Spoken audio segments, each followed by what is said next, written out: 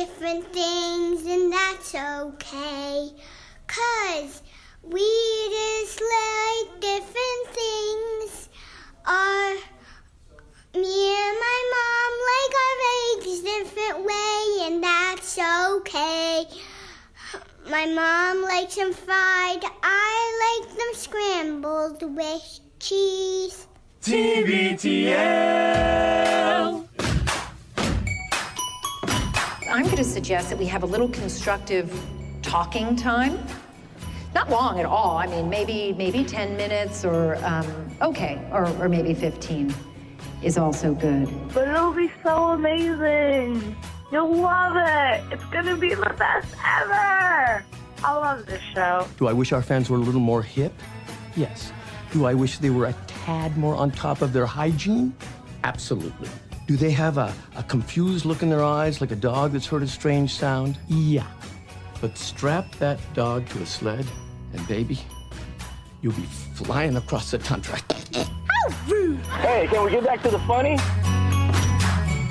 All right, hello, good morning, and welcome everyone to a Tuesday edition of TBTL, the show that just might be too beautiful to live. The vibes will be the illest, and the jams, ridic. My name is Luke Burbank, I'm your host. Hey, cheer up. It's Taco Tuesday. Coming to you from the, what do we call it out here? The Madrona Hill studio, perched high above the mighty Columbia.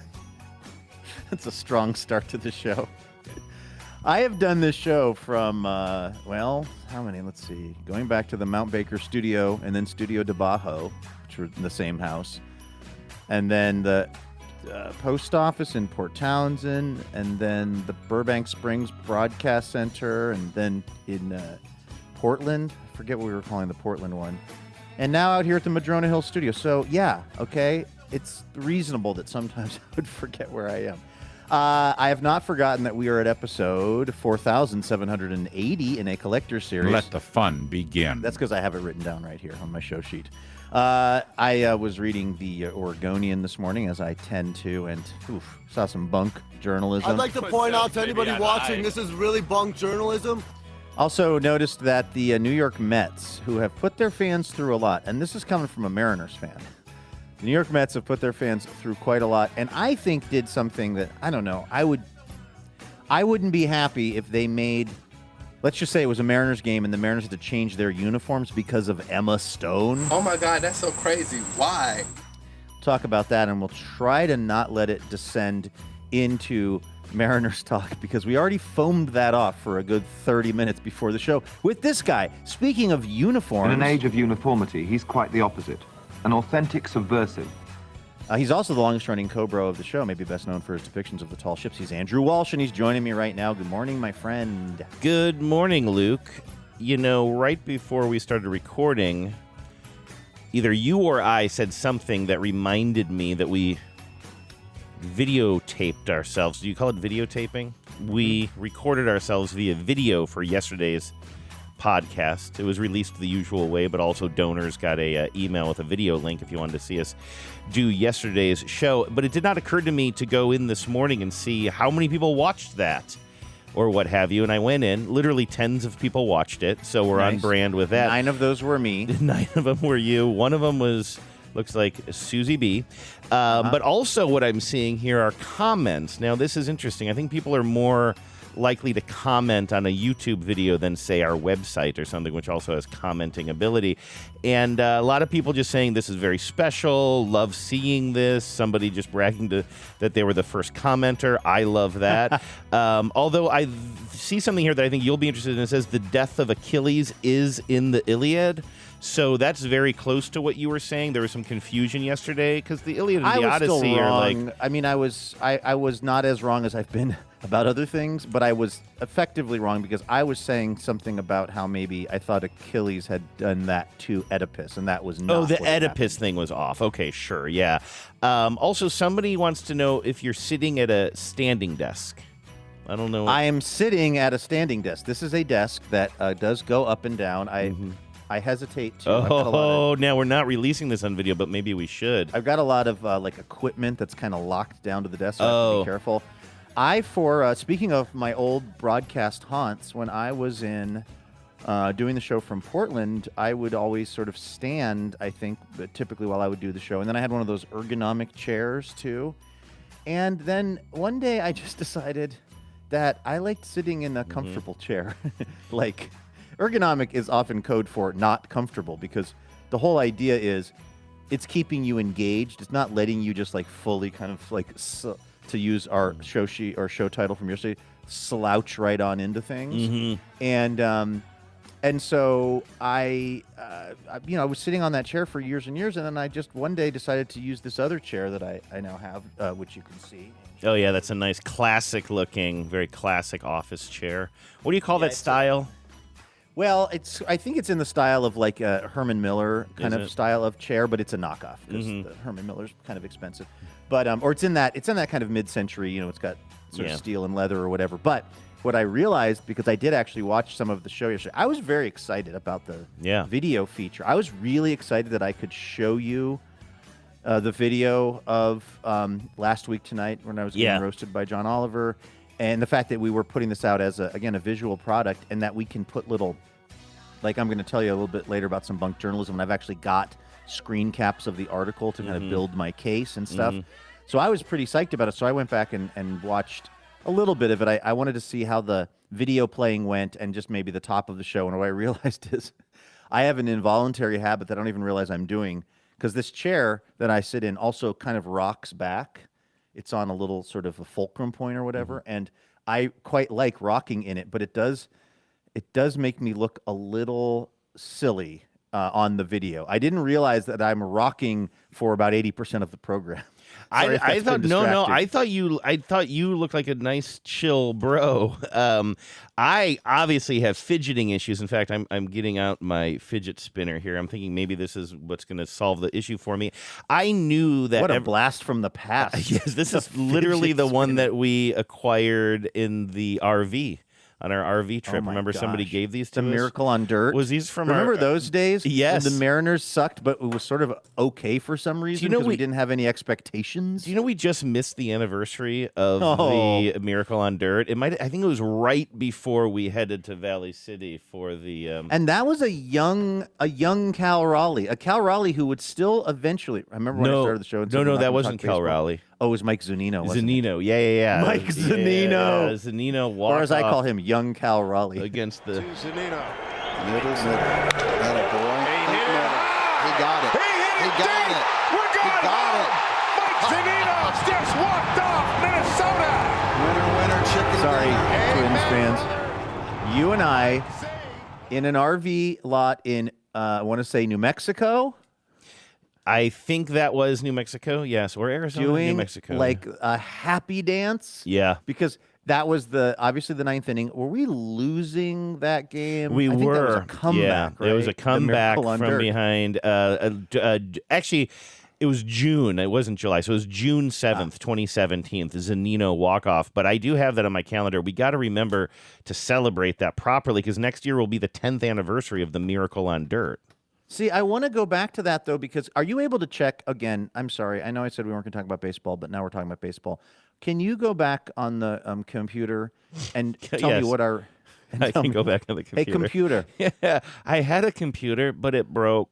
What's that from? I don't know. I I don't know. I think maybe somebody sent it in. I'm curious what the Mariners' record was in when the Miracle on Dirt happened and where they were in the American League West, because...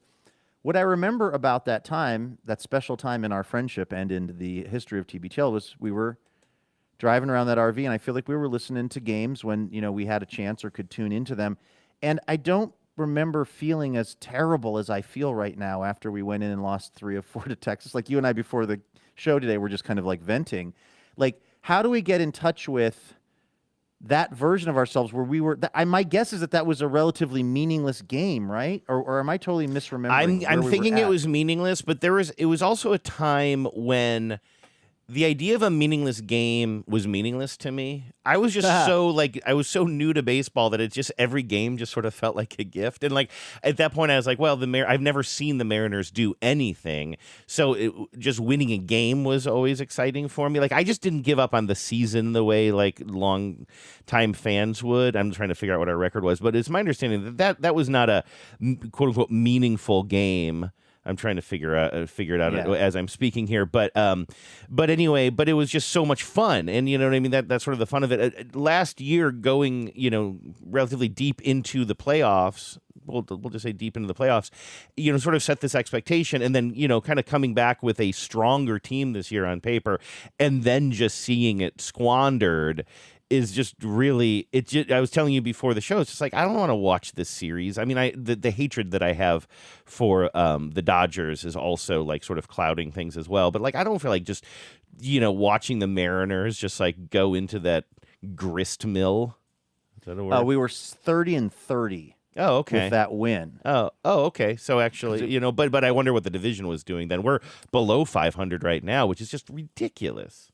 Winning pitcher Edwin Diaz. Oh, okay. Yeah, he was closing for us. Nice. Yeah. Of course. 2 runs in the bottom of the ninth. Yeah, we went into the on dirt. We went into the ninth 5-4, right, and then came out 6-5. I just want to figure out how to get in touch with that sweet spirit that you used to have, where it was like every game was a gift. How did we become so back into that jaded?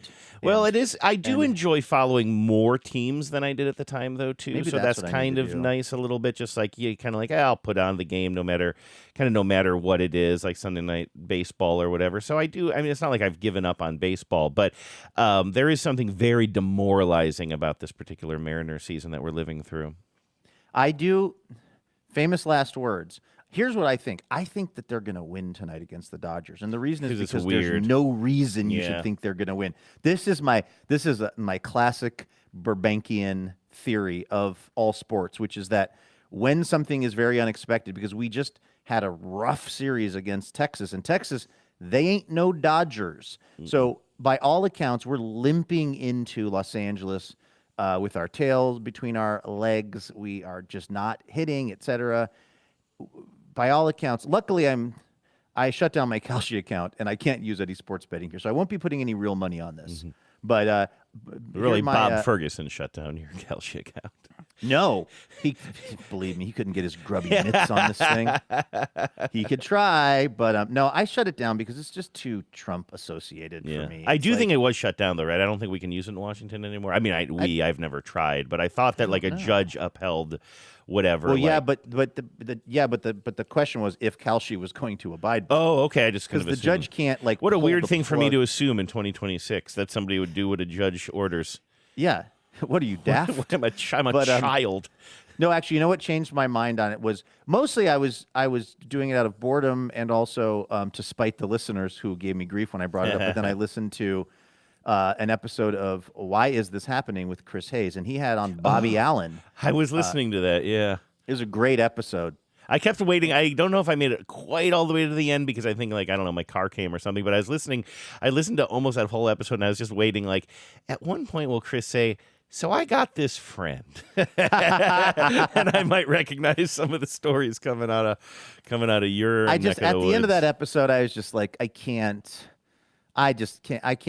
throw any more money in their coffers. That's the real problem. Is I don't want to enrich them at all, and they're making all this money and they're paying no taxes on it. It almost makes you feel that it doesn't quite, but it almost makes you feel the slightest shred of sympathy for like good old DraftKings, who for the fact that they are, again, destroying the lives of many Americans. At least they are regulated and are paying taxes. And this was Bobby's point, in that interview. So by the end of that, I was just like, I can't in good conscience help this. But if I did, I'm considering writing a book about betting called If I Bet It. If I did, I would actually bet heavy on the Mariners tonight because, I bet you're getting like a crazy odds because nobody thinks we're going to win. I think we're going to go in and just thump them tonight. I think Castillo is just going to absolutely no, I can't even get through that. Castillo's gonna give up like 4 runs in the first inning, but then he's gonna hang in there. Yeah, he's gonna pull a Castillo where he gets totally knocked around for the first couple of innings, but then he somehow like settles in, locks in, and then Yeah. he gives us like 7. I do think that they're going to win tonight just because on paper there's no reason to think they should win. Who does Robbie Ray play for? We just faced him the other day. Is he with the Giants? And I turned on a game, kind of That mid-game or something. POS. Yeah, and it reminded me of like how nice it is that he's just not on our team anymore. Even when he would throw a good game or two, like I just hated him. It was You during mean the guy who couldn't go to Canada because he refused wouldn't to get get his shots? vaccinated? Exactly, So we couldn't yeah. we're paying all this money for him, and he can't pitch for us. The guy who the last pitch I believe he threw as a Mariner was a massive home run to Yordan Alvarez. Yes, exactly. Remember, which completely- that was game 2 of the playoffs, right? I think It was some horrible Yeah. meltdown against the Astros where we brought him in, and he had one job, which was don't groove a fastball to Yordan Alvarez. Remember the how we agreed to not talk about baseball? Yeah, we're not at all talking about today? baseball. We're talking about the human condition. And like to have a guy who we pay all this money for people that don't know, the Mariners went out and got this pitcher named Robbie Ray, who was a really highly touted guy, except he turned out to be anti-vax, which I'm going to assume also means MAGA, and couldn't play in Canada because he wasn't vaccinated. And then for all the money we were paying him, all he did was lose us a critical game in the playoffs by coming in relief and completely crapping the bed. Mm-hmm. But I also I'll take an anti-vaxxer if at least they get Yordan Alvarez out. That's the problem. That's how loose my morals are. But I do want to. I mean, speaking of MAGA, I The would just like to. cryptosporiasis of morals. I would like to just sincerely though congratulate all of our Dodgers fans again on the White House visit and the Clayton Kershaw of it all and everything. Andrew, it you can't. It must just be so don't great access to win. that anger because it's only going to make it worse as Shohei Ohtani is hitting home runs to himself. He'll hit a home run. He'll run to the throwing stands. it. He'll catch it. He'll give it to a kid. He'll throw it back into the field. He'll throw it back out to the stands. He'll pitch a perfect game. Yeah. Could he throw a pitch that even he couldn't hit? Ohtani threw a pitch so fast even he couldn't bomb it out. I don't know. It's just been one of those summers. Actually, you know what? Let's jump right into this because we're talking about baseball now. It's a natural segue into this top story. Hello and welcome to Top Story. I actually thought of you when I saw this because you are and you tell me that maybe Durs is even more a uniform. Oh yeah, fella. Durs and man. Jarin are uniform junkies. I had a whole campaign to get them to start a podcast together like 10 years ago. They never did. They let other people take over that space. Bums me out. I am minimally aware of uniform stuff. Like you're way, way, way higher up the chain of people who care about uniforms than I do. But I wondered how you would feel as a Mets fan. Now, also, for people that don't follow baseball, I honestly think about this sometimes. It's a bummer what's happening to the Mariners this season and that we're not winning games. At least we're not the Mets. And I'm not saying that to be harsh on any of our friends who are Mets fans, including Hollywood power player Win Rosenfeld, who I don't think listens to the show anymore, but just thinking of you, Is that Win. my fault? I think it was kind of a joint effort. Yeah. Both of us. I will just get an email out of the blue from Win and he's like powered, listened to like 40 shows and has a lot of thoughts. Really? And then like 3 years will go by. But the Mets have one of the highest payrolls in baseball. And what happened last season was they were leading their division by what seemed to be an insurmountable number of games through the first half. And they had this huge payroll and all these very, very expensive players. And they just totally collapsed. Like they did not even make the playoffs, which was unthinkable. It's like they had to work very hard to collapse that bad. And that sucks, but then it's like, well, okay, maybe you fire the manager, you fix some things, and you still got this huge payroll. They've been worse this season. They didn't even have the part where they did real good and then fell apart. Yeah.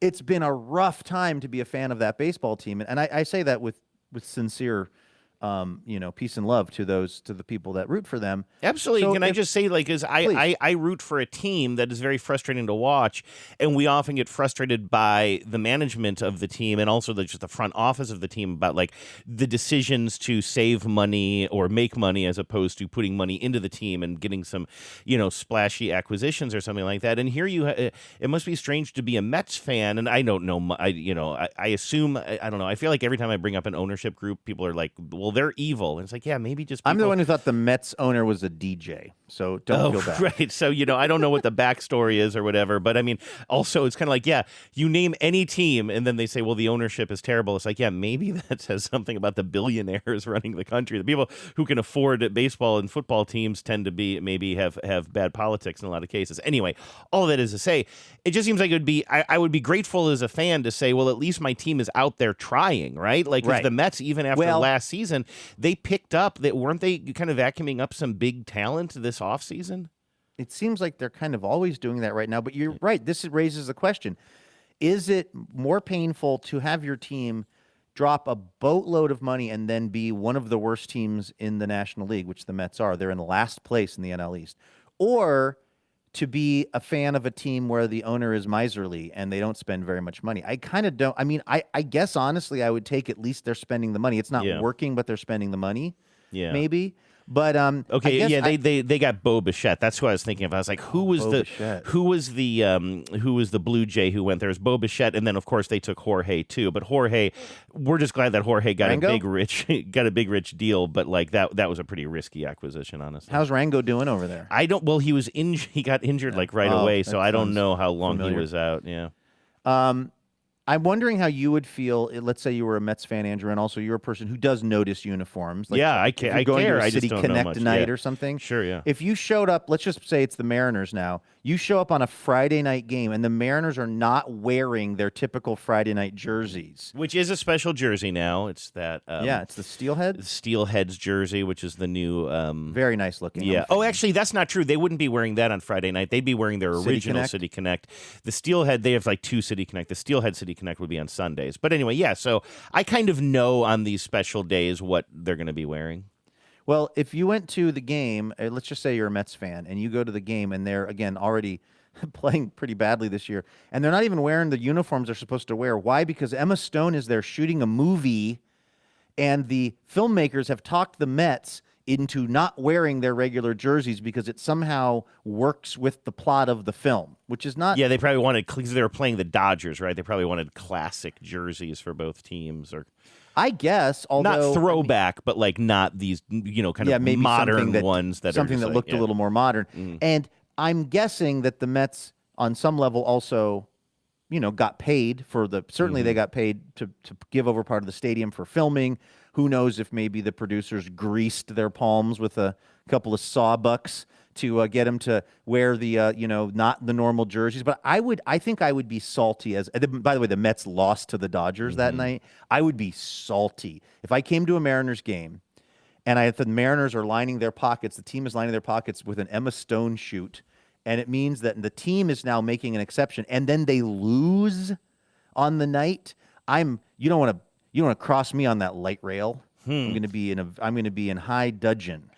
I don't. Would it bug you? I don't think so. I think it's very circumstantial for me. In these circumstances, I don't think it would bother me. First of all, is Yorgos directing? Because if Yorgos is directing Emma Stone, then they can do whatever the hell they want. I will be there. It sounds like, I know nothing. I don't think it's a Yorgos film. I don't think so either. That would be pretty funny, though. Possibly the worst movie ever. It sounds like a movie that is erasing itself from your brain as you're watching it. I don't say that to be mean to Emma Stone, but it's starring Emma Stone and Chris Pine, and it's called The Catch.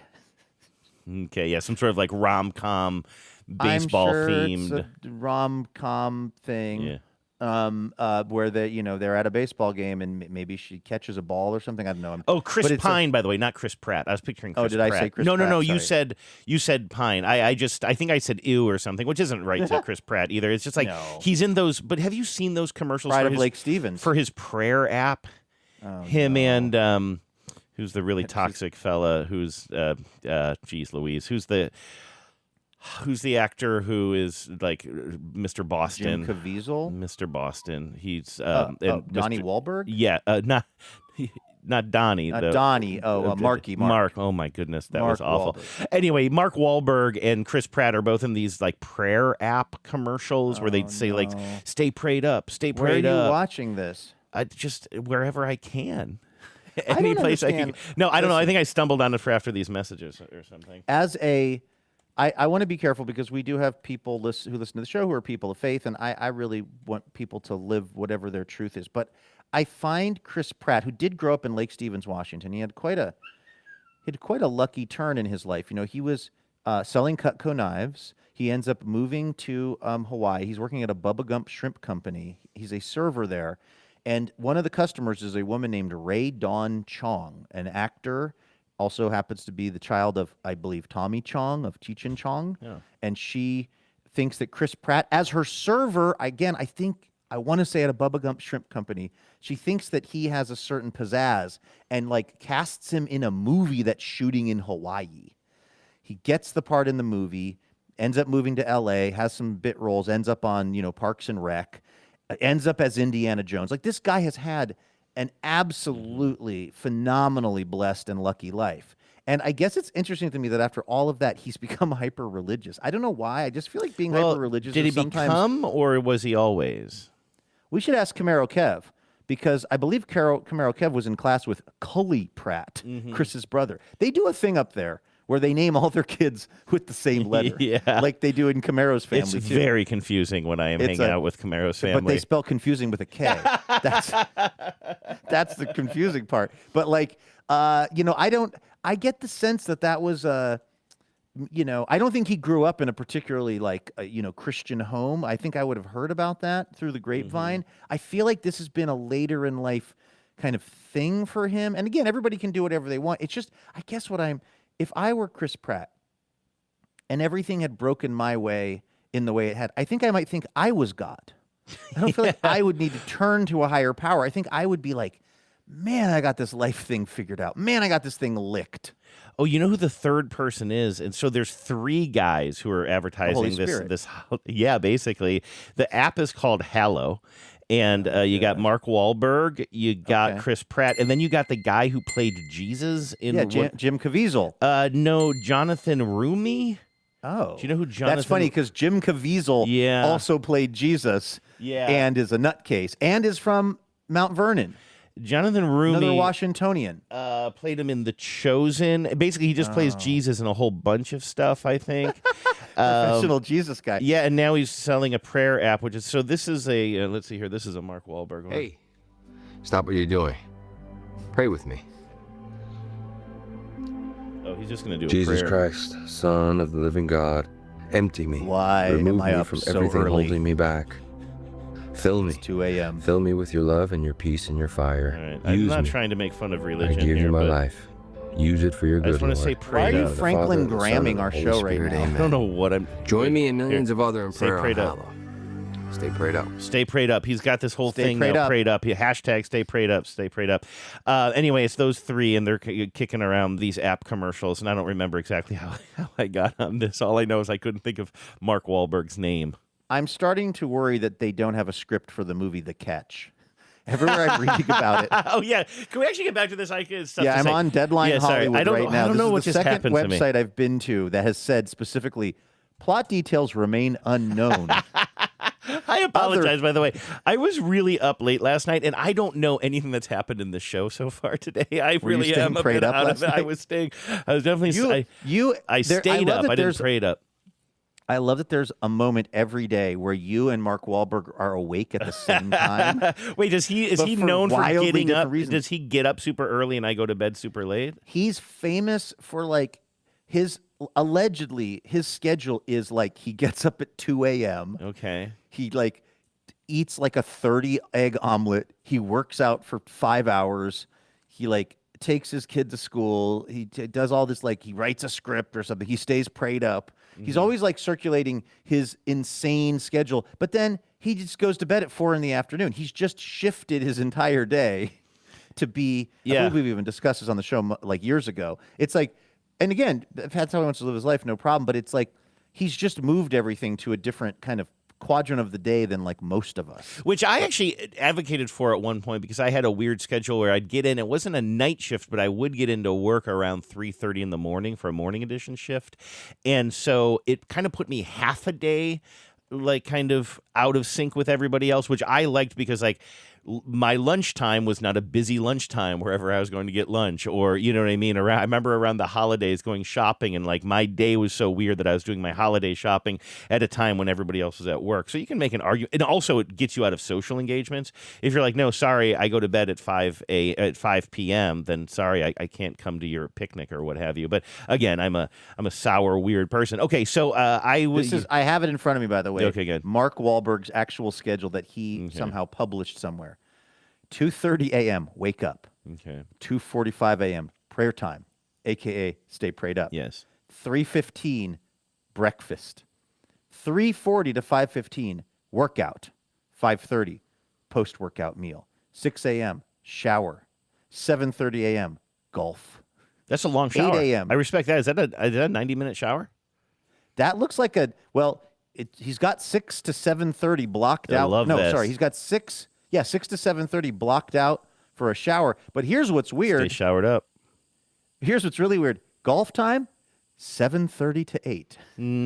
What are we doing? There's something wrong with this. What are we doing here? This isn't That's my Tucker right. Carlson impression. This isn't right.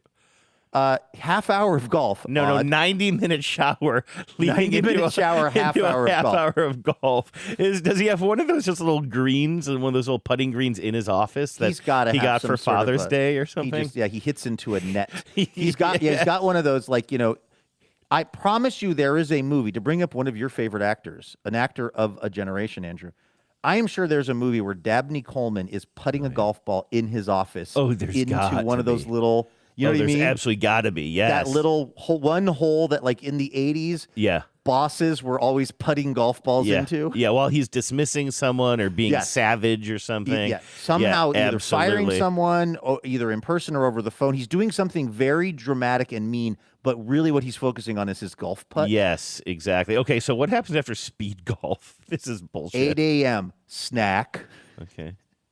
He just he's like a little bag of gummies in the shape of airplanes. How long do you think he's got for the snack? I mean, I'm thinking that he's just eating fruit roll-up, so I'm giving him 15 minutes on that. 90 minutes. You're joking. S you not. So 90-minute shower to a 30-minute golf round to a 90-minute snack.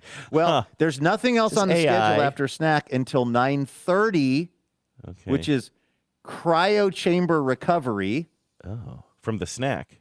It's a brutal snack. From the snack. Then 10:30, so it's 1 hour is blocked out for cryo chamber recovery. 10:30 a.m. snack. He's back to snacking. For how long? Half hour, because his next obligation, 11 a.m., family time / meetings / work calls. Mm-hmm. Family comes let's go 3. Yeah, I don't think that's the right order. Family is in, what do we always say comes first? Yeah, right, breakfast. Cryo chamber. Yes. Okay, 1 p.m. He's got 2 hours blocked out for family time, meetings, work calls. 1 p.m. lunch. Okay. 1 hour for lunch. At 2 p.m., he's back on the schedule, meetings / work calls. 3 p.m., pick up kids at school. I don't know how he's doing family time at 11 while the kids are at school. No, maybe family time is more like the Maybe that means biblical. mommy and exactly. daddy time. Yeah. Sure. And then, or maybe that's where he does like ablutions, or he does some sort of self-flagellation. Sure. Maybe dons a hair shirt. Yeah, I was gonna say, where's hair shirt on the schedule? Well, Andrew, we're about halfway through the schedule. Oh, jeez. I do have opinions on this Emma Stone story, by the way. Okay. Meetings, work calls, pick up kids at school, 3 p.m. 3:30, we're back to snacking. Wow. 4 p.m., workout number 2. Okay. With some of the Funky Bunch. Mm-hmm. Which I'm ones? assuming. Do we know? Does it list them? Fitter ones. Family / Funky Bunch. Family time. / Funky Bunch time. Cryo chamber with 2 of the 4 Funky Bunch. Okay. Workout number 2 at 4 p.m. It's only an hour. 5 p.m. shower. Like you. There's another way that you guys have a lot of commonality. You're both awake at the same time. Yeah. The wee small hours of the morning. And you both are 2 shower a day boys. And we're both ripped from all the workouts and snacking. Freaking shredded. Yeah. 5 p.m. shower. 5:30 p.m. dinner / family time. And then 7:30 we're back to bed. We're off to bed at 7:30. Wow, that's pretty early. Okay, but yeah, like you said, 7:30. Then you're just sleeping through. I I don't- mean, how do you think he I feels about guess- daylight, like permanent daylight saving time? I should ask him, actually. Yeah, you should. Because, like, this feels to me like, with the exception of picking up the kids, which he could still do that at 3, he could get up at 6 a.m., have the whole same day, and just block that out for 3. That's just the thing he's doing at 3 o'clock, whether he got up at 2:30 or he got up at 6. Mm-hmm. You know what I mean? I don't really. This is what I never understood about this. Why does he need to be awake at 2:30 for the first workout, for prayer time and workout? He could do all of this. He could get up at 6 and he could go to bed at 9. He could get up at 10 a.m. and go to bed at 2 a.m. There's nothing about this that, as far as I understand, we already know he's not even going to a real golf course. When does he? Did you say this? I'm sorry if I blanked out. When does he digitize old VHS tapes and post the commercials to I YouTube? need to ask you about that, actually, because I'm about to embark on a ambitious digitizing project of my own. But back to the Emma Stone I'm already story. jealous because you're going to buy all this nice equipment and stuff. I'm using Well, like a I need to ask terrible your old... advice on that. I need to ask your advice. I don't want to overspend. I was thinking of taking all these. So, very briefly, then we'll get back to Emma Stone. You know, I made that documentary many years ago about the Trachtenberg family slideshow players. And the young woman in the story, Rachel, the drummer, is now in her, like my daughter, I think early 30s, and is a musician and wants to make a music video with some footage of herself as a young kid. So she wants me to send her some of these old archive tapes that I have. But they're all on, like, half of them are shot on little small, like, mini DV. Oh, like yeah. what a Gee, Sony how would you even play VX1000 that would back? use. Yeah. And then they're slightly larger. I think it might have been, like, Betacam or something. Well, the whole film is on a Betacam, but the entire finished piece. But then I have various different sizes of, and I need to figure out. I was gonna get it digitized, but it's a lot of stuff, and I think it might almost honestly be cheaper for me to buy a device that lets me digitize that, and then buy a hard drive and just kind of digitize it all myself. You'd probably now keep in mind I only deal with VHS tapes, and so I have literally an old VCR that I just got at like the thrift store. So for you though, those are very specific formats that you'd have to like buy. I already something reached that out to plays with. 2 people that I know that run studios in Portland, and they were Oh, both yeah. like, "I don't know if we have that." Really, and these are professionals. Yeah, They're professionals. Look it up in the Yeah, book. So yeah. I'll be keeping you posted on that. But I was thinking about you today on my jog because I was like, I got to get these things loaded in. And then if I load them in, I've got to be really careful with the file management. Yes, I can't, you because do. this is hours. I mean, this is like hundreds of hours Oh, of footage on geez, like Louise. so many tapes. And it's like, I'm going to have to set up a really dedicated, diligent system if I do end up trying to digitize this myself, so that it just doesn't end up being like 200 hours of footage that I have no idea what is what, you know? I'm what's the word? Ranging around. I'm scrounging around this little box I have full of USB drives because Oh, like Mark Wahlberg at 5:30. That's scrounging around time. this is scrounging. See all this? These are all like a Yeah. bunch of thumb drives and various things. And on here somewhere is our friend Jonathan Hauser had me digitize a J-Dog? piece that he did, I believe, as a very young, like high school reporter or something like that. Or he was in high school. He was featured on Como News or something like that. I got to find that and play that for you. I assume that he's okay with it. I found something else. When I went down and got this box of all these old tapes from the documentary, the raw footage, I found something. What did this used to be? Seeds of Change. Yeah, that's your- goodness yeah. from the ground up. This must have been something we had. Maybe we got these as a promo, but this box actually says old radio stuff. Oh, wow. That's fun. And it's got like air checks like you wouldn't believe. The Luke Burbank Show. Oh, wow. Talking- On a cassette. I'm talking cassette air checks. I'm talking about Wait, the Luke somebody Burbank saved- show, they were air checking you. That's the one from Cairo? They were giving you cassette tape air checks in that day? and I would age? have the engineer roll an air check on it. You mean, but you mean like post Ross and Burbank? No. I'm sorry. Oh, okay. I was like, whoa. at KVI. Okay, that was like, on the who had a weekend. cassette player there? Okay, gotcha, yeah. This is 5/22/99, hours 1 and 2 Wow, of the Luke Burbank Show. We've got, Andrew, check this out. Only you will appreciate this.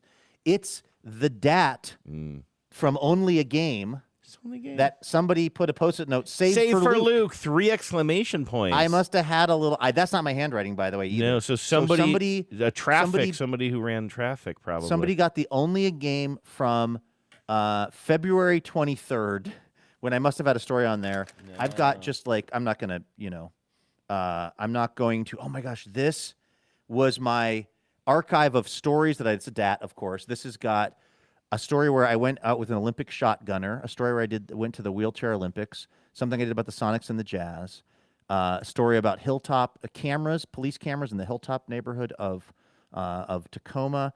Oh, Pepsi Boy. That story I was very proud of. That was for Marketplace, and that was this kid, I've told you about him before, who figured out that there was that commercial that Pepsi had about all the stuff you could get for Pepsi points. Oh, yeah, and then he sued. Because the last item was a jet, and it said like 1 million Pepsi points. Yeah, and he like figured out that you could buy 1 million Pepsi points for $60,000, and that was a screaming deal on that Harrier jump jet. So that was a story I did about. Anyway, you want to talk about nostalgia being a powerful drug, Andrew. Last night, I was just like looking at this stuff and I was almost on getting memory a lane. physical reaction to it. Yes. Almost in a way. Yeah, Totally. yeah. I can't find this Hauser tape, unfortunately. Maybe that's fortunate for Hauser since I didn't get actual permission to use it. I do have something here.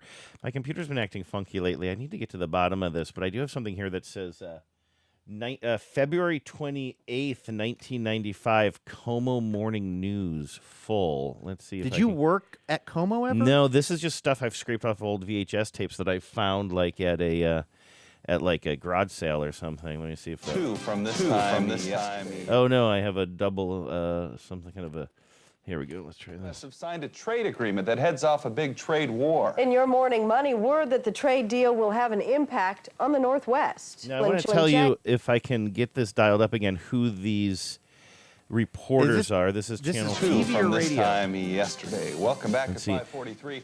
You may have heard that Jim China Snyder and and Lynn Espinoza.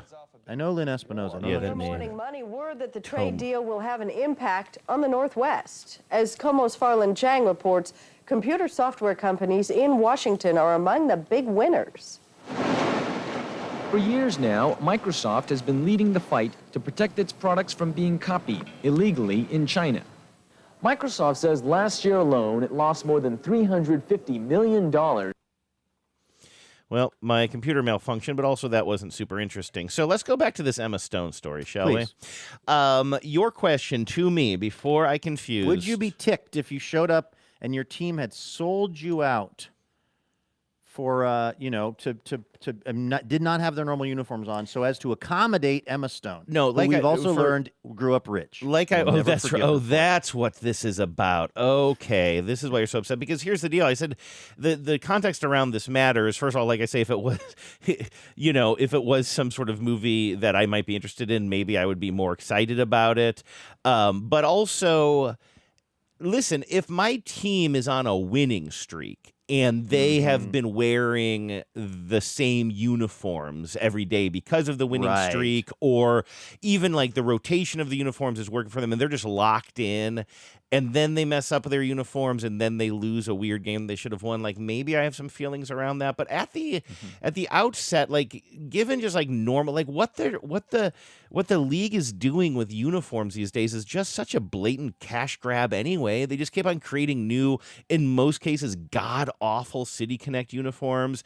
Like some of these things are just, it just makes your mind numb at how bad some of the design is. But hey, we can crank out some more jerseys, we can crank out some more hats for the fans to wear, what have you. And so like I don't know, I don't have any reverence around the uniform unless, again, like I say, you are a team and a player and you're really on some sort of a hot streak, and the whole thing is like, hey, we haven't changed these uniforms for the whole road trip, or I guess this is clearly a homestand if this is the deal. But I don't know, I just don't think I would be that worked up about it. I think for me, if they lost yet another game, I'd be looking for anything to be mad at, as I often am. So I think I would be mildly annoyed about it. But do you find yourself then not buying, or do you try to, like, you're talking about this being a cash grab? I think you're totally right. I mean, generally speaking, the fact that they're always debuting, and I feel like football really kind of led the way on this, but maybe they were doing it concurrently. But just like this idea of like color rush, and we can like, which are uniformly, and I use that word advisedly, horrible in my experience. They just look so dumb. Just the color rush, that's a football thing. I can't think of any color rush. There might have been one color rush team that I liked, but like, do you find yourself then disinclined to buy like a City Connect jersey, which you actually like, or something because I'm rewarding them for for their greed, which we talk about all the time with the broadcasting and all. It's all greed now. It is all greed. When I go to the ballpark, I try not to get in that mindset too much because it can just be a real bummer mindset. Like if you start, why even go at that point? Yeah, exactly. If I start like thinking about what a ripoff all of the the prices are for the concessions and everything, and again, like going to Cleveland, Progressive Park, like we did a couple of weeks ago, and I already said this on the show, but like knowing that prices don't have to be quite as astronomical, and also the food can be better and stuff. Like Cleveland felt a little bit. It reminded me a little bit of how out of touch T-Mobile Park is, as far as like we have some really like rich tech money here, and the folks like to come to the games Crickets. and eat sushi and crickets and like the high end pizza that you can only get at the ballpark, or put yourself on a wait list for months or whatever. It's kind of like Moto, and I think that's calmed down a little bit, but it kind of reminded me that like, oh yeah, like this is I was sort of saying this to you before the show a little bit. It sort of seems like ownership here in Seattle really is focused more on fan experience, but not in the winning way. Not hardcore fans, right, but more like, hey, how can we turn our... And again, I'm not trying to turn on the experience of going to T-Mobile Park. It's still one of my favorite things to do. I think it's a fantastic stadium. I think that, despite what you were saying the other day about maybe not having as close of access to the field in some parts of the park because it is big and the way it's laid out, you still always have a beautiful view once you're in your seat. Almost anywhere you sit, you have a beautiful view of either the game itself or the game and the beautiful skyline of Seattle. Like, there's so much to recommend going to the park here, but it definitely is a culture of kind of like, oh, we're putting on a circus or a show for the fans who want to. We're trying to fill the park full of people who are willing to spend $20 on a beer and what have you. And so when I'm at the park, I try not to think about that too much because it'll just like ruin my time. I'm there, like just pay the prices, whatever it is. I'm just not a jersey guy in general. Like, I don't think other than the Bernie Kosar official jersey that Genevieve got me, which I think I wore in the house a couple of times. I just don't think I look good in a jersey. And so I don't buy merch, but I'm not trying to. Yeah, no, that's not true. I think some people look really good in baseball jerseys. I guess occasionally. I just think the whole thing is a little. I don't know. It's odd to me to wear something with. That's not true. I did want to get a Rob Refschneider jersey just to make the criminals laugh. That would be funny, but like, I guess ranking the jerseys that I think are ill-fitting on normal people. Top of the list, hockey. Hockey jersey. Unflattering. It's a tough look. A jersey that's meant to also kind of have padding built into it, and you don't have the padding.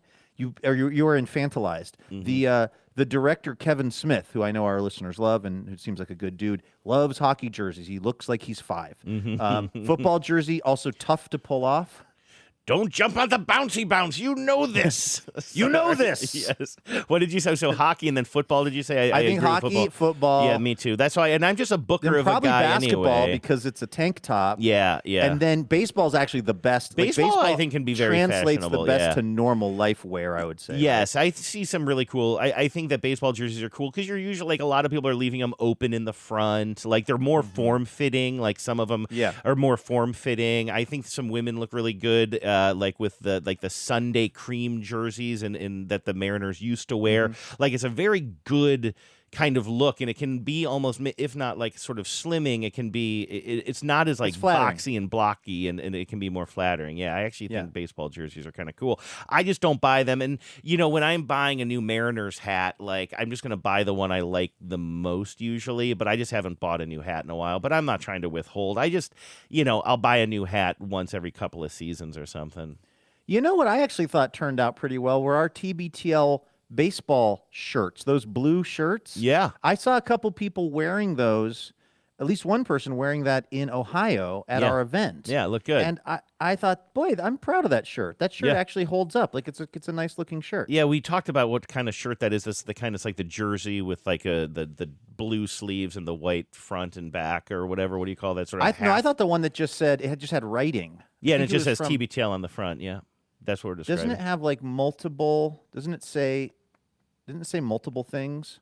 or something? Are we thinking of different shirts? Maybe I'm talking about the baseball TBTL baseball jersey that had the blue, white shirt, blue sleeve classic. Okay, we're talking about different shirts. What are you talking about? There was an all blue shirt that had writing on the front of it. Go Eat a Bagel. Go Eat a Bagel. Yeah. Oh yeah. That was from when we had a. That was from what we Our had. night at the... Remember, we wanted that shirt to say "Who's the pitchers in this game?" Yes. But the Mariners wouldn't let us because they thought we were making fun of the pitching staff or something like that. Oh, so we went with Go Eat a Bagel. Yeah, God, those are Who's from the a while pitchers in back. this game would have been so great. The Sometimes we are George funny. Brett shout out. I know, but then we're stymied by the powers that be. Go Eat a Bagel was still kind of funny, I think. It's still pretty funny, yeah. Although, R.I.P. that place. Yeah, exactly. Literally we out of basically just business. gave them free advertising, too. Speaking of beloved local businesses, Andrew, if I bring up this little headline from the Oregonian that I saw this morning, beloved pizza chain offering 50% off deal for delivery carryout. First of all, what a headline! What a headline. How is anything being 50% off deal? How is that a news headline?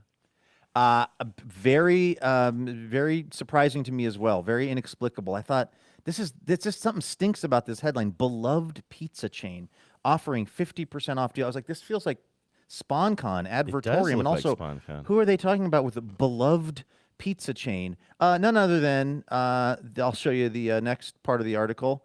You guessed it before the show, Andrew. Domenico's. No way! I said that as Domino's a joke. Pizza. I said that literally as a joke. I said, "Is it Domino's? Is it pizza? This is a full ass article about how Domino's Pizza is offering a deal, and it is so obviously bought and paid for. But here's the craziest part to me, Andrew. Check this out. The third panel that I'll show you. It's behind a paywall. Wow. So this beloved pizza place offering 50% off, which is just obviously Domino's Pizza is paying to have this ad in the Oregonian. And I also have to pay. It's behind the paywall. Does that mean it's real content? I think it's real content. That is bananas, and it's Isn't got that insane? It's got a reporter's byline on it, right? Like It does. in the food section. That's not like SpawnCon. It's somebody named. Although it's not. Here's the thing. It's not an Oregonian reporter. It's somebody named Brandon Champion of mlive.com. So whatever mlive.com is. So this is something that wormed its way into the Oregonian, but it's behind a paywall. Do you think, and this is really the nature of my question and why I jumped on this story, do you think anyone, and I'm not like, listen, I'm not trying to yuck yums, do you think anyone considers Domino's beloved? It is a delivery chain. I do not think that it is beloved. I think it is a go-to, and I'm not even. It's a place I've ordered from many times. By the way, so MLive is like the Michigan news site that I think fills out a lot of like Michigan area newspapers. So like this is getting more and more confusing. So a Michigan newspaper or a Michigan news service wrote about Domino's Pizza is offering 50% off. It's picked up by the Oregonian on the wire, published as a story, just a straight up story, and then put behind a paywall, even though it feels extremely. Listen, here's the article. America's largest pizza chain is offering half-off pizzas all week long. The deal from Domino's includes 50% off all menu-priced pizzas through August 2nd and is available for delivery or carryout. Customers can take advantage online via Domino's mobile app or over the phone or in person. Summer is all about making memories, whether that's a backyard get-together, family movie night, or simply sharing a meal with friends, said, and then it's cut off by the paywall. I don't know who said that. So I want to a couple of things. I want to clarify something. I was going to not clarify this, but it's living in my damn head. I just want to make clear to the audience that I know pizza is not a Domino's phrase. I meant I was rattling off various national chains, but I just feel like, I don't know, in the stillness that followed since I've said that, I feel like I can... what do they say in Star Wars? I don't know. I can feel like millions of voices crying out or something about that. Many Boffins died when you said pizza. Sure. So, yeah, I know that's Little Caesars. I just meant like when you said beloved chain, I was just guessing like what would be the largest. But also the first line of this the headline should use the language that the first line of the story uses, which is did it say America's largest pizza chain? Yeah, okay. That's descriptive. First, I mean, this shouldn't be an article, right? Obviously. But it should say America's largest pizza chain offers deal or whatever. And I still don't understand why that is why that's news. Yeah, Beloved it's is very just opinionated. Very strange. Also, according to M Live, the 2026 Lions training camp preview specialist trio enters another year locked in, Luke. So the specialists of the Lions are coming to camp locked in case you're curious about that. That'd be like Amon-Ra St. Brown. That would be Jared Goof, right? It says Jake Bates, Jack Fox, and Hogan Hatton enter another training camp with Hogan with no other competition on the roster. So I don't know if these are anyway. Hey, I feel like calling Domino's Pizza beloved is both unprofessional in the journalistic realm and flatly wrong. People order from Domino's all the time. It's not beloved. No, it's just It's a pizza that you get because you are hungry for pizza, and they will bring it to your house, or you are it's a soccer party or whatever. Yeah, and again, I'm not dissing Domino's. Yeah. I have ordered Domino's 1,000 times in my life. It's just not, but I never beloved it. No, when I was doing it. I mean, I pizza. beloved Pizza Mountain a little bit because by the mere quantity. That was actually fun. Yeah, just like walking in and just seeing a giant pile of fresh pizza boxes of I how love much it. pizza I ordered for whatever we were watching. I mean, if anything, I think I did as much as Domino's to beloved that scenario through my just sheer dedication to over ordering. My Pavlovian response to. Like, you know me well enough, Luke. We've been doing this show for a long time together, and we talk about food a lot, right? And I don't think that if you were going to, like, describe one of the things we talk about a lot, or one of the things that sort of, like, would define me or something is, like, love of pizza, right? No, like, I like food. not your I main definitely like food, personality but it's not like, oh, Andrew talks about pizza all the time or whatever. But honestly, I can't think of a food where you show me the packaging, whether it's a generic packaging as portrayed in a cartoon like the Teenage Mutant Ninja Turtles, like literally a cartoon of somebody holding a white pizza box, or seeing a photo on Instagram and seeing a pizza box in the background in real life or whatever. Like, just seeing is more triggering. Oh to my you God. wanting And to I have just the want product. pizza so bad. Like, I will see somebody walk across the crosswalk in front of me while I'm stopped at a light, and if they're carrying a pizza, it just tells me so much about their night. Like, I'm so happy for them. They're going home with their pizza. Like, I have real, like, Pavlovian responses to just seeing the packaging. What is your go-to now that you live over where you live? I don't You used have to be one. This is a real Pudge problem. Brothers family, yeah, right? This is actually a real problem. And, like, I live in, like, a pizza desert. I don't know. Like, I guess if I were to lock in, I guess I'd go to Pagliacci's. Not God, I love that Pagliacci's. place. I think miss it's that place so maybe much. I'll go back to that. The last time I got it delivered, I do like the fact that they deliver directly. They don't mess around with the apps, and I kind of want to And they support deliver that. to your house. They You do live in a deliver Pagliacci zone. Exactly. And I'm mad that I pronounced the G in Pagliacci the first time I said it. But the last time I delivered, it's just like, and again, this is where I sound like a cheapskate, but it is ain't cheap. so ridiculously expensive. I think I got a large pizza delivered to my house, and it was over $50 last time. And this was not a fancy pizza. This was just like, it was a large, so Vives and I probably both ate it and had leftovers. So, there's something there. But, like, it is just so expensive, just the very reality of the marketplace. This isn't even me, like, complaining about, like, those fat cats. I actually don't think that is not the Pagliacci thing, actually. And I like the fact that they are still trying to, maintain their own delivery service. I appreciate that. I want to support that. But, like, it just sort of takes the fun out of pizza night when you kind of, like, you open the app and you're like, okay, I'm just going to be just pepperoni. Like, okay, whatever. And then you're upwards of $50 for this thing to be delivered to your door when you include their delivery fee and a tip. And so it just kind of takes the fun out of pizza for me. It's been a long time since my last thing was Pudge Brothers, and I could get that delivered or I'd swing by and pick it up. It was more in my neighborhood. I don't think Pudge Brothers would deliver to me all the way up here, or if it did, like I say, like, it just gets real expensive real fast. And, like, I don't know. It's just sort of, it hasn't been, ever since we moved to this house, I have not had a good, like, pizza experience. You want to talk about a pizza desert? I don't even know who would deliver pizza up here to me. So I could order it through DoorDash, which is just where they'll go get the pizza for me. But you want to talk about expensive? It's wild if you throw that extra fee in as well.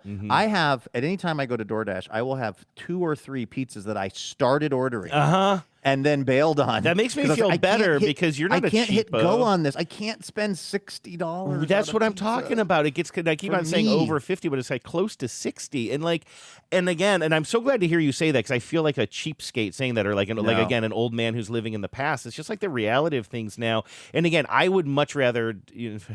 Probably we'll do it tonight now, but or maybe certainly this weekend. But and again, I like Pagliacci and I want to support them, and so I don't want to be out here like complaining. I think it's just the reality of what it takes to break even. I don't think they're getting rich off of it either. And also, I think the ownership there is pretty good too, as far as kind of being part of the community and looking out for the community. For my whole life growing up there, there was always Pagliacci's. They were always, it seemed to be locally owned and, a big part of the community. Pizza is expensive, but Andrew, I have some amazing news I recently read. A beloved pizza chain is offering 50% off. Oh, my God. Can you read me the whole article? I actually can't because I spent all my money on pizza and I can't afford the Oregonian.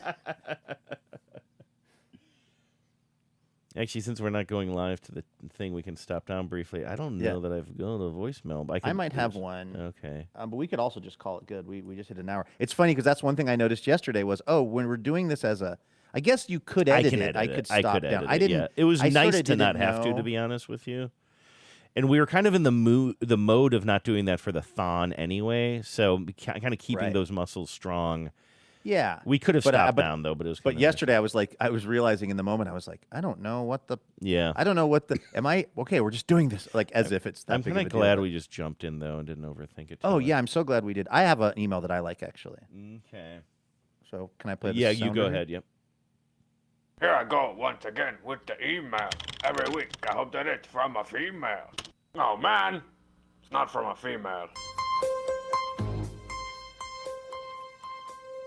All right, emails or emails. I actually got an email that I was going to read to you on the subject of actors because Emma Stone came up today, and I resurfaced my weird hang-up about the fact that she apparently grew up with a certain amount of privilege. Listener Brooks reached out and said, the actor I always think of with the most privilege is Julia Louis-Dreyfus. Her dad was a billionaire when she was born and is one of the best. She is one of the best comic actors of our day. If I was set up from birth, I would not have worked that hard at comedy.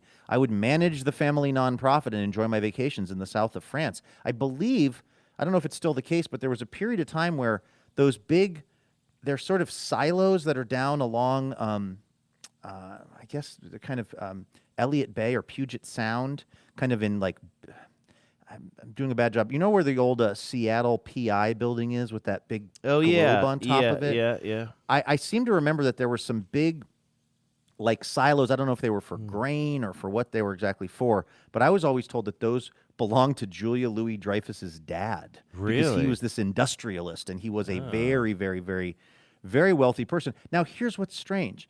Maybe because, first of all, I'm such a big fan of Julia Louis-Dreyfus. I just think she's the best. And maybe because I learned that information at a time where I wasn't feeling so much of a chip on my shoulder. That's never, quote unquote, bothered me about her. And to be honest, it doesn't bother me about Emma Stone. It bothers me, to quote Herm Edwards, it bothers me famously that it bothers me that I even clocked that Emma Stone came from wealth. For whatever reason, that doesn't give me any special feeling about Julia Louis-Dreyfus other than almost actually being more impressed. Because, how are you that good at something when you did not? You had a pretty solid fallback plan. It's called Be Rich. It's funny for me, actors. Well, I mean, this is kind of your journey anyway. Again, it goes back years and years. We're talking about that loser from La Cañada loser. Yeah, right. And so I don't think I have this same kind of class thing, but also with Hollywood actors, I'm never looking for any dirt under the fingernails of Hollywood actors. Right, you're assuming that they probably or they've reached what they've reached. It's just sort of it's just as Hollywood. Hey, by the way, this is relevant to today's show. I didn't have any voicemails dialed up and ready to play, but I just opened up the voicemail line, and it looks like this is only 18 seconds, and this is from our friend Lee. It looks like he sent this about 7 days ago. Hey, look, Andrew, this is listener Lee. I'm at the Mariners game tonight. They're playing Cincinnati. It's top of the eighth. I've watched them leave, I think, combined 9 men on base. but before they strike out. How do you guys do this on a regular basis? Power out. The question is, how do we watch the Mariners on a regular basis, Luke? That is the question. To quote, who is it? Ian McKellen? Or is that, how do I watch the Mariners so well? Oh, yes, how do I act? Yes, sir, Ian McKellen, yes. Lee, you already know this. Not because you well. listen to today's show, but we don't have the answer. No, we don't. We have a lot of bile. We have a lot of you just pent-up aggression. You try to drink enough beer that it sort of creates an equilibrium with the bile. Only lets the bile up so high. Yeah, exactly. What we do is there's a thing you can do where you can poke a hole in the bottom of the can and then open the top of the can. And then I've actually never done that before. Have you? I haven't either. I've literally never shotgunned a beer or beer bonged or whatever. Like anything like that. I'd never had any interest in that.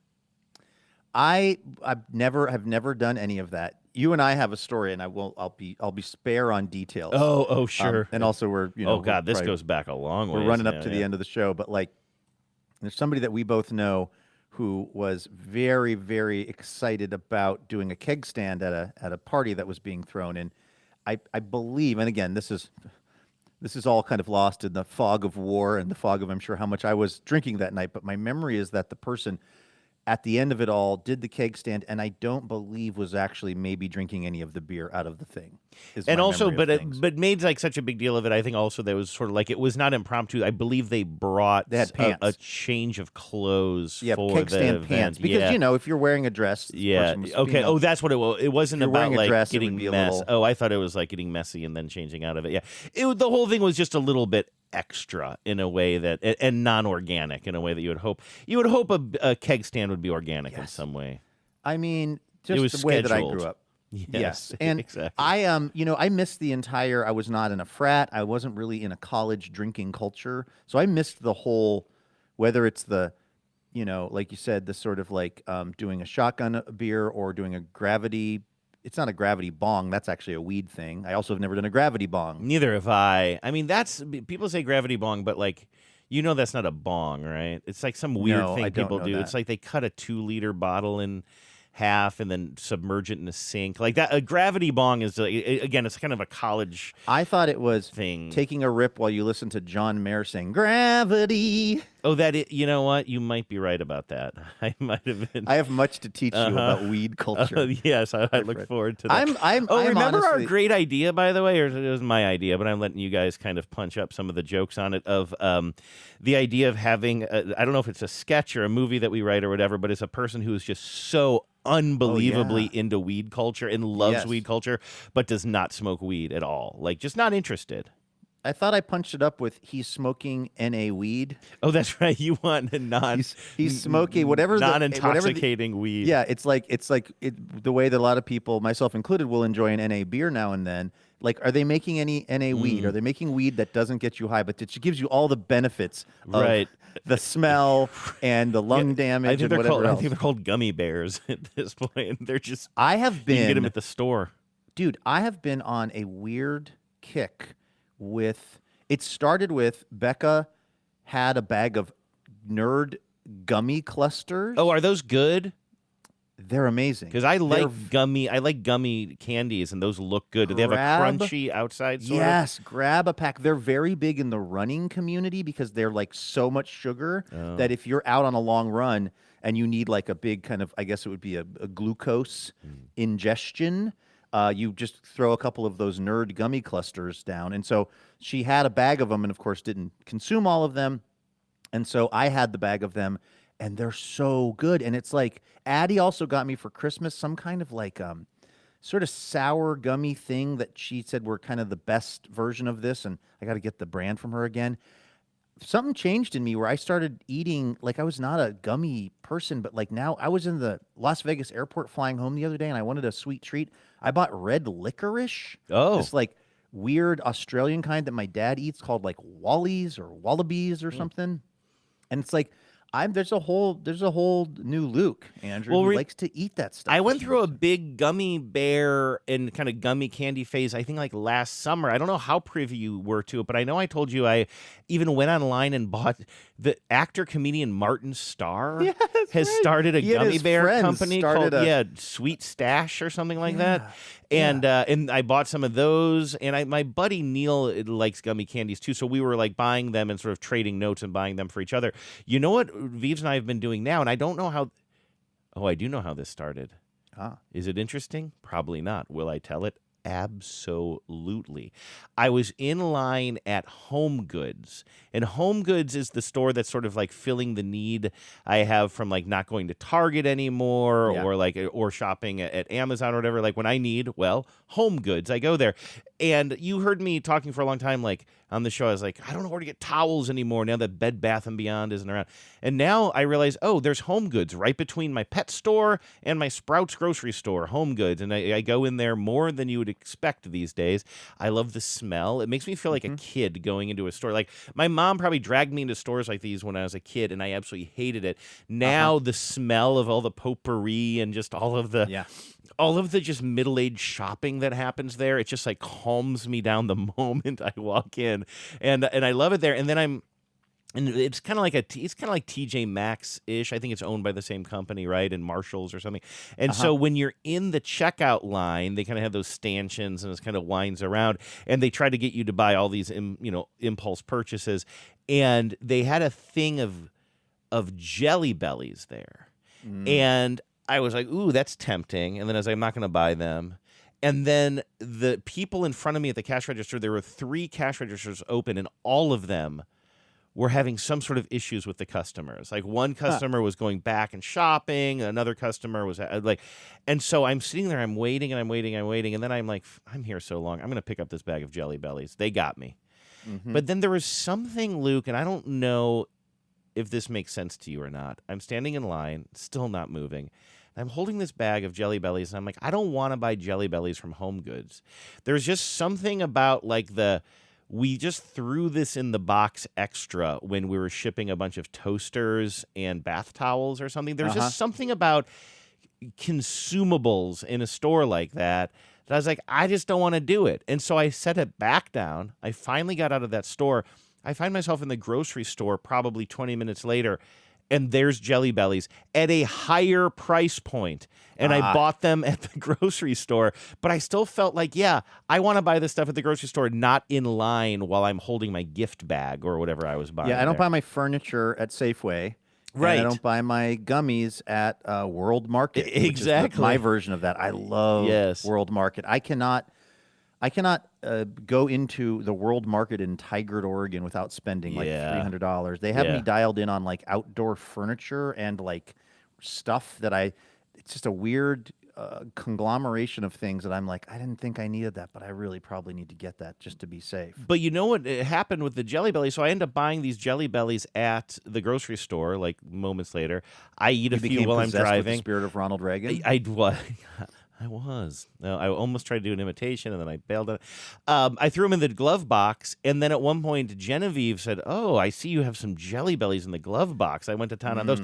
Now, suddenly, we're a Jelly Belly family again. Genevieve was at the store the other day. She's like, I refilled the Jelly Belly supply. I don't know how these things just happen in relationships. Life comes at you fast. What is your least favorite Jelly Belly flavor? Well, that's a peanut butter, without a doubt. That's that weird good brown answer. one. Because I thought it was going to maybe be universally popcorn. That's my least. And I didn't even know they made a popcorn. I like real popcorn, but I don't want anything that is like anything other than a sweet. Fruit. It's got to be a berry-ish or lime or fruit. But this is what happens, Andrew. Now you guys are a Jelly Belly family, and you probably will remain so for the rest of your natural lives. Right. And like Becca and I are a Nerd Clusters family. I want to try those.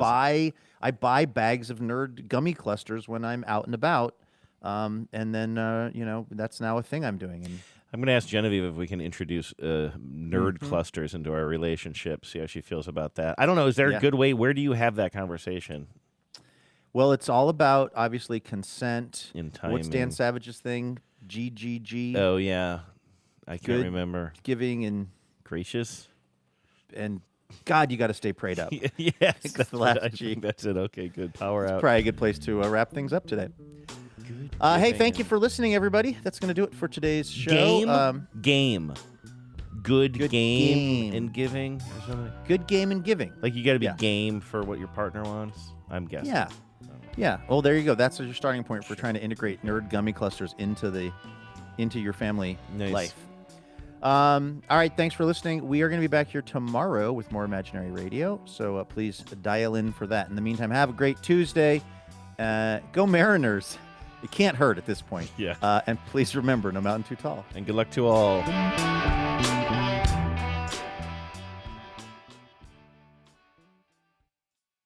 Power out.